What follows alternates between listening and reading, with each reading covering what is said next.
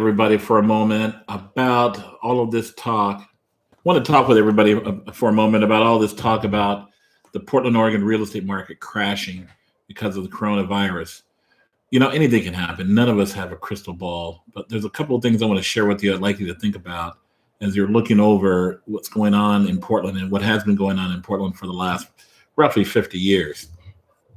Um, One of the things that's come out of this coronavirus that's going to have an effect on real estate is employers have learned that they can operate with many of their employees working remotely. That's many of their administrative staff um, and other people that they usually, rent or lease or buy real estate for to house their company. They can now spread their wings a bit and they can hire people from literally all over the world now, and they're more comfortable with it. Now, they've had this capability for some time, and some businesses have been slowly moving toward it, some government agencies. My expectation is after these, even while this virus is going on, you're going to see more and more of this become normalized in the business community. So you're going to see less of demand for a lot of office space, and you're going to see more people making decisions on quality of life decisions as far as where they want to live. So, in other words, guys, there's an awful lot of people in the world who are looking for an affordable, comfortable place to live, like Portland. Portland, Oregon is right now still the cheapest major city to live in on the West Coast. Oregon, in general, is a cheaper state in general to live in between California and Washington. Okay. So there's a lot of people around the world who are going to be saying, hey, I can stay a renter here and wherever they're at, a place that's probably less affordable than where we're at here, or I can move to Oregon, or I can move to Portland, Oregon. So we're going to see a lot of people who have jobs come into the Portland market, a lot more than what we've seen after this virus. And with the draconian laws that we've got in this state, and this city most specifically of Portland, Oregon, limiting development of residential housing. And guys, we build maybe 4,000 or 5,000 units a year, where we should be building, 15 to 20,000 units a year in this market. Get my meaning? We are going to have a housing shortage in this market like we've never, ever seen. And we've seen some pretty nasty housing shortages. So anyway, guys, bottom line, what I'm looking at is I don't see the Portland real estate market crashing anytime soon. Unfortunately, for a lot of people out there who are renting out there, I see where there's going to be even more aggressive upward pressure on rents because values are going to continue to go up.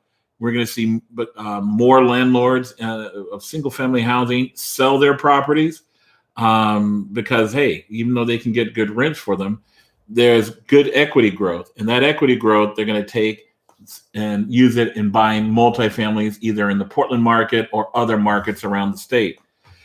So if you're sitting back and waiting for the real estate market to crash before you become a homeowner, I think you're going to be waiting a long time. And I think you're going to regret not taking advantage of every opportunity that you have right now of buying a home while we have low interest rates. Because guys, that's the only thing that's going to slow this race down is what happens to interest rates post COVID-19 or coronavirus 19.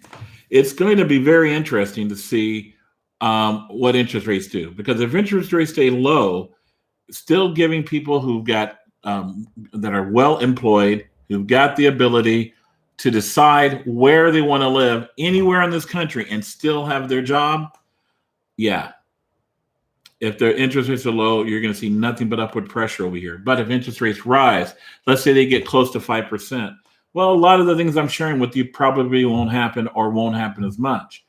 But it's going to take something like a 5% or more interest rate for that to happen, at least 5%. As long as interest rates are below 5%, friends, I'm expecting real estate values in Portland, Oregon to continue to go up. They're going to continue to trail most of Southern California, if not all of it. They're going to continue to trail the Seattle, Tacoma market. But they're going to continue to go up because all of those markets are going to go up, if you understand. So bottom line, guys, if you can afford to buy a home right now, if you're thinking about it, go for it. Interest rates are low. Go ahead and get that home while you can now, because the longer you wait, the more you're going to pay buying into the Portland market.